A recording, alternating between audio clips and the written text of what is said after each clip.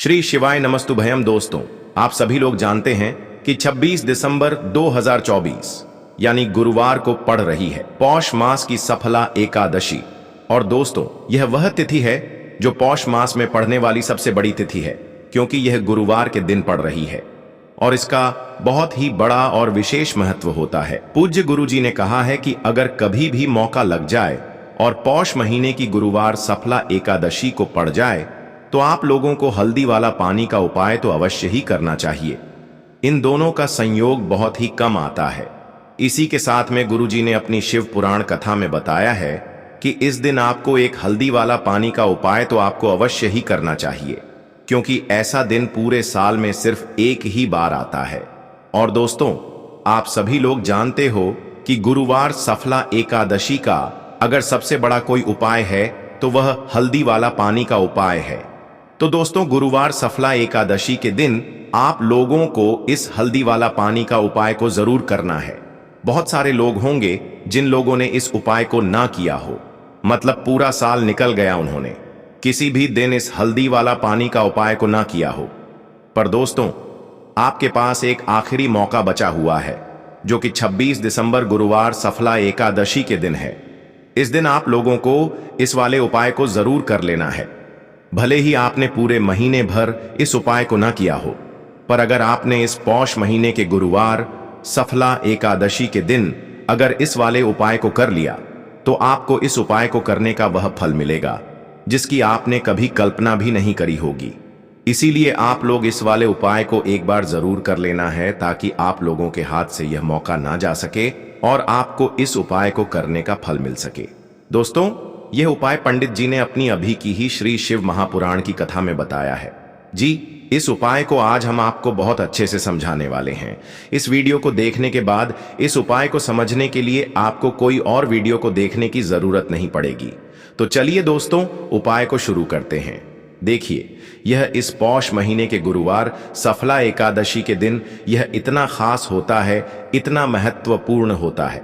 देखा गया है कभी कभी बड़े बड़े पूजा पाठ अनुष्ठान से जो मनोकामना पूर्ण नहीं होते, वह पौष महीने की गुरुवार सफला एकादशी के दिन एक छोटे से उपाय करने से ही आपकी मनोकामना पूर्ण हो जाती है। और बहुत सारे लोगों ने इस उपाय को किया भी है और उनको इस उपाय को करने का फल भी जरूर मिला है। अगर आप लोग भी इस उपाय को करना चाहते हैं तो आप इस उपाय को पहले अच्छे से समझ लेना, सुन लेना, उसके बाद करना। आपको इस उपाय का फल जरूर मिलेगा। और इस उपाय को कर लेने से आपके घर में चाहे किसी भी प्रकार की दुख और समस्या क्यों ना चल रही हो, आपको उसका कारण भी नहीं पता है कि भाई यह समस्या किस कारण से चल रही है। उसका कुछ भी कारण हो सकता है, जैसे पितृदोष हो सकता है या किसी भी तरह का मंगल दोष भी हो सकता है। तो इस दिन आप लोगों को यह वाला उपाय कर लेना है। यह एक ऐसा उपाय है जिस उपाय को अगर किसी विशेष दिन पर किया जाए तो भाई उस विशेष दिन का जो है वह तो हमें मिलता ही मिलता है, पर हमने उस दिन पर इस उपाय को किया है तो हमें उससे भी बड़ा फल मिलता है, और फल बहुत जल्दी मिलता है, क्योंकि आप इस उपाय को बहुत ही बड़े और विशेष दिन पर कर रहे हो। तो चलिए अब उपाय के बारे में बात करते हैं, लेकिन उससे पहले आप लोगों को यह जानना आवश्यक है कि आखिर यह उपाय किस समय करना है, किसको करना है और कैसे करना है।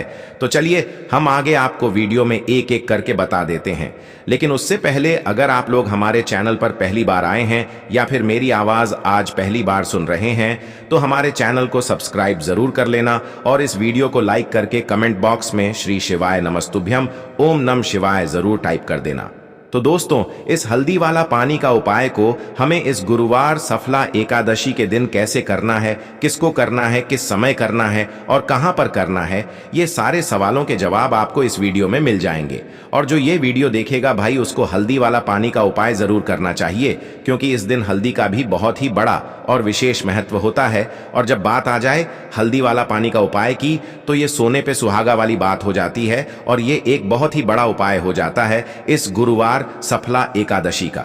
तो अब दोस्तों, इस हल्दी वाला पानी का उपाय को आखिर करना किसको है, सबसे पहले हम लोग वह बात जान लेते हैं। तो देखो, घर की जो बड़ी माताएं बहनें होती हैं, उन माताओं बहनों में से कोई भी एक बड़ी माता बहन इस वाले उपाय को कर सकती है। और दोस्तों, अगर आप चाहें तो अपने घर में से सभी सदस्यों को भी इस उपाय को करवा सकते हैं। अगर किसी व्यक्ति की खुद की कोई मनोकामना है, खुद की कोई दुख और परेशानी है जो कि वह अपने लिए ही करना चाहता है, इस वाले उपाय को तो वह खुद अपने लिए भी कर सकता है।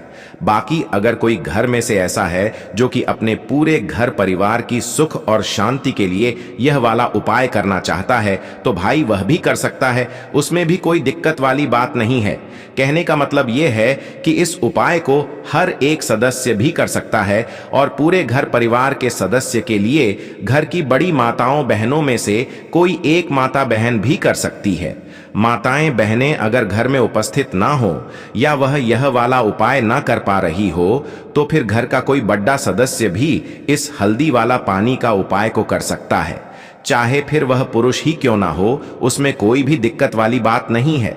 उसके बाद में दोस्तों जो अगला प्रश्न निकल कर आता है वो यह आता है इस उपाय को लेकर कि आखिर इस उपाय को हमें किस समय करना है, सुबह के समय करना है कि शाम के समय करना है। तो देखो, इस वाले उपाय को आप लोग सुबह के समय भी कर सकते हो और शाम के समय प्रदोष काल में भी कर सकते हो। अब अगर आप पूछो कि भाई सबसे उत्तम समय कौन सा रहेगा इस हल्दी वाला पानी का उपाय को करने का, तो हम आपसे बस यही कहेंगे कि इस उपाय को आप सुबह के समय करेंगे तो ज्यादा बेहतर होगा। बाकी अगर प्रदोष काल शाम के समय भी करेंगे तो भी अच्छा होगा, उसमें कोई भी दिक्कत वाली बात नहीं है। तो अब दोस्तों जो अगली सबसे बड़ी और महत्वपूर्ण बात आती है वह यह आती है कि सुबह अगर हम उपाय को करेंगे तो हमें कितने बजे से लेकर कितने बजे तक के बीच में करना है, और शाम के समय प्रदोष काल में करेंगे तो हमें कितने बजे से लेकर कितने बजे के बीच में करना है। तो देखो, सुबह जितनी जल्दी हो सके आप उपाय को करने की कोशिश करना। बाकी अगर किसी कारणवश लेट भी हो जाओ, थोड़ी देर भी हो जाए, तो 10 या 11 बजे तक भी आप उपाय कर लेना, पर 12 बजे से ज्यादा देरी ना हो, ठीक है? इस बात का ध्यान रखना। उसके बाद में दोस्तों अगर शाम के समय प्रदोष काल की बात करें, प्रदोष काल का जो समय होता है वो शाम के 6 बजे से शुरू हो जाता है। मतलब शाम के 6 बजे से लेकर 7 बजे के बीच का जो समय होता है यह समय प्रदोष काल का समय होता है। तो आप इस उपाय को 7 या 8 बजे के बीच में भी कर सकते हो। मतलब शाम के 6 बजे से रात 8 बजे के बीच में आप कभी भी इस वाले उपाय को कर सकते हो, उसमें कोई भी दिक्कत वाली बात नहीं है। तो देखिए, इस दिन आपको बता दें सुकर्म और धृति योग भी बन रहे हैं। सुकर्म और धृति योग में आप कोई भी पूजा पाठ करते हैं, कोई भी उपाय करते हैं, श्री हरि विष्णु की आराधना करते हैं और उनसे कुछ भी मांग लेते हैं, आपको वह सब कुछ मिलता है। देखिए, इसका जो नाम है एकादशी के नाम में ही आ रहा है। सफला एकादशी, यानी हर कार्य में आपको सफलता मिलेगी। चाहे वह धन प्राप्त करना है, आपको तरक्की प्राप्त करनी है, कोई नया बिजनेस करना है, उसमें सफलता चाहिए कि मेरा काम एक बार में बन जाए, या फिर मैं धनवान बनना चाहता हूं, बनता चला जाऊं, तो इसीलिए आप समझिए कि नाम में ही है सफला एकादशी। हर कार्य में सफलता मिलती चली जाएगी। इसी के साथ आपको बता दें कि इस दिन स्वाति व विशाखा नक्षत्र का भी सहयोग बन रहा है, और यह दोनों नक्षत्र जब बनते हैं तो समय बहुत ही शुभ और उत्तम होता है। मतलब बहुत लंबे समय बाद, बहुत सालों बाद इतने उत्तम उत्तम योगों का निर्माण इस बार सफला एकादशी पर हो रहा है। उससे भी बड़ी बात कि जो गुरुवार का दिन होता है यह श्री हरि विष्णु को समर्पित होता है, गुरुदेव बृहस्पति को समर्पित होता है, और इस बार की जो सफला एकादशी पड़ रही है यह गुरुवार के दिन ही पड़ रही है। अब देखिए, इस बार जो गुरुवार को सफला एकादशी है इसमें ऐसा भी योग बन रहा है जिसमें अगर आप श्री हरि विष्णु के साथ बृहस्पति देव का पूजन कर लेते हैं, उनके उपाय कर लेते हैं, उनकी आराधना कर लेते हैं, तो भाग्य ऐसे चमकता है कि आपको महाधनी महाकरोड़पति बनने में भी देर नहीं लगेगी। सबसे बड़ी बात, आप कोई उपाय अगर ना कर पाएं, कोई पूजा पाठ ज्यादा ना कर पाएं, तो आप ये हल्दी वाला छोटा सा उपाय जरूर करें। देखिए, आपको बता दें कि हल्दी के जितने भी उपाय होते हैं ना, और अगर आप उन्हें गुरुवार के दिन कर लें, क्योंकि गुरुवार का दिन तो आप सभी जानते हैं कि श्री हरि विष्णु को समर्पित है, बृहस्पति देव को समर्पित है। दूसरी चीज की यह हदी श्री हरि विष्णु से जुड़ी है। एकादशी श्री हरि विष्णु को समर्पित है, माँ लक्ष्मी को समर्पित है और एकादशी पर, और इस बार जो गुरुवार को एकादशी पड़ रही है सफला एकादशी, अगर इसमें आपने हल्दी वाला पानी घर में डाल दिया तो भाग्य को इस तरह से यह उपाय चमका देगा। श्री हरि विष्णु की ऐसी कृपा आपको दिला देगा कि आने वाली जो आपकी पुस्त हैं, जो पीढ़ियां हैं, पीढ़ी दर पीढ़ी भी आपके जीवन में धन, सुख, समृद्धि, धन, बप सब कुछ बढ़ता चला जाएगा। देखिए, श्री हरि विष्णु जो है ना, जब यह किसी से प्रसन्न हो जाते हैं और जब कोई इनसे जुड़े हुए उपाय कर लेता है, विशेषकर हल्दी के उपाय, तो ऐसा समझ लीजिए कि उसके घर में कभी लौटकर निर्धनता नहीं आती है, क्योंकि वह व्यक्ति श्री हरि विष्णु को प्रसन्न कर लेता है। और जैसे ही आप श्री हरि विष्णु को प्रसन्न करते हैं, मां लक्ष्मी आपसे अपने आप प्रसन्न हो जाती हैं।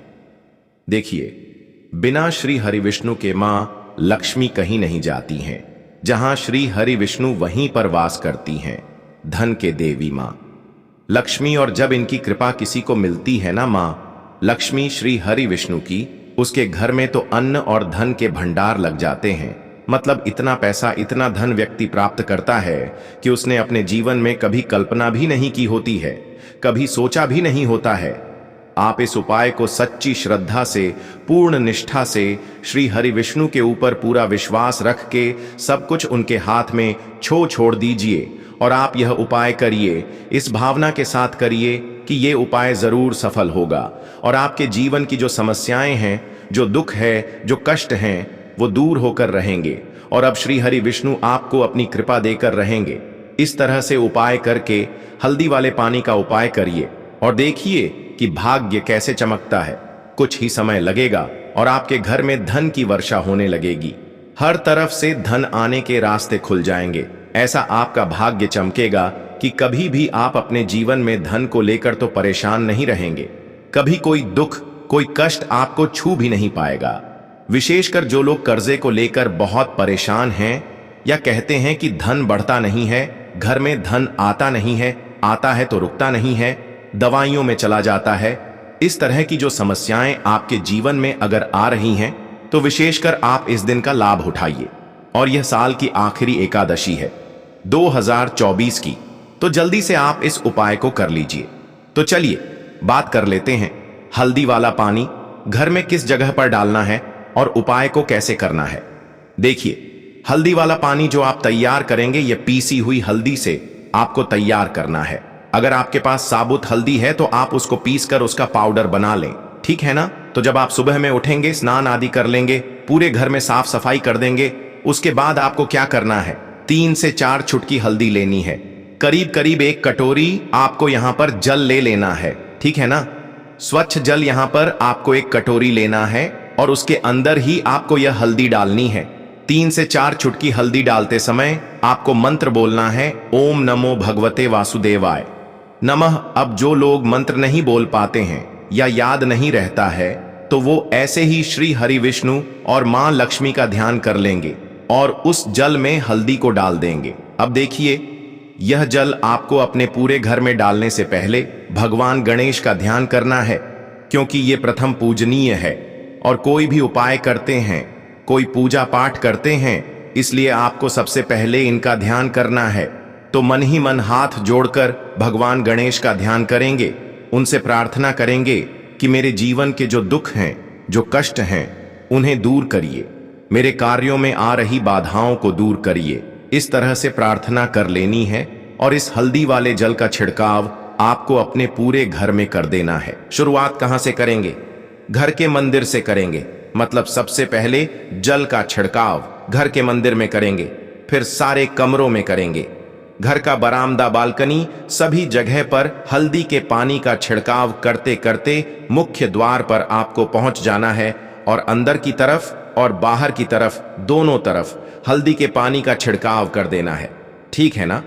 तो इस तरह से अगर आप यह उपाय कर लेते हैं और इसके बाद आप क्या करेंगे, एक देसी घी का दीपक जलाकर श्री हरि विष्णु का पूजन करेंगे और ओम नमो भगवते वासुदेवाय नमः यह मंत्र आपको 11 बार बोलते हुए, अगर पीले पुष्प आपको मिल जाते हैं तो पीले पुष्प श्री हरि विष्णु को इस दिन जरूर अर्पित करें, क्योंकि पीला रंग श्री हरि विष्णु को बहुत प्रिय है। अगर आपको पीले पुष्प नहीं मिल पा रहे हैं तो 2 चुटकी हल्दी ही आप श्री हरि विष्णु की मूर्ति, प्रतिमा के सामने रख दें और यह छोटा सा उपाय अगर आपने कर लिया, चाहे सुबह कर लें, चाहे शाम को कर लें, भाग्य ऐसे चमकेगा कि आप सोच भी नहीं सकते हैं। तो यह पहला उपाय है, हल्दी का हल्दी आपके घर से नकारात्मकता, नेगेटिव एनर्जी और जो भी धन में बाधाएं आ रही होती है न उन्हें दूर करती है। दूसरी चीज, हल्दी सुख समृद्धि धन वैभव को बहुत तेजी से घर में लाने का काम भी करती है और बढ़ाने का काम भी करती है।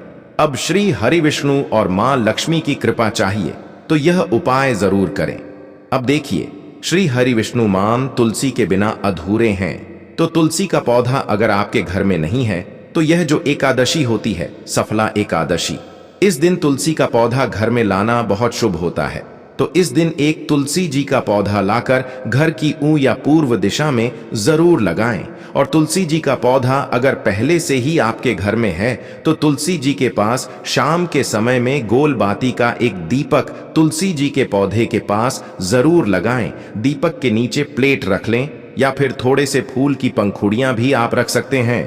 तो देखिए, एकादशी के दिन चावल भूलकर भी इस दीपक के नीचे न रखें, क्योंकि एकादशी के दिन ना तो चावल खाया जाता है ना ही पूजा में उपयोग किया जाता है। ठीक है, इस चीज का विशेष ध्यान रखें। इसी के साथ शाम के समय में मां लक्ष्मी का पूजन जरूर करें। अगर लाल पुष्प हो तो लाल पुष्प मां लक्ष्मी को इस दिन जरूर अर्पित करें। मां की विशेष कृपा आपको मिलेगी। तो दोस्तों, ये थे पूज्य गुरु जी द्वारा बताए गए कुछ बहुत ही खास उपाय। अगर आपको जानकारी अच्छी लगी हो तो वीडियो लाइक करिएगा। मिलते हैं फिर एक नए वीडियो के साथ। श्री शिवाय नमस्तुभयम।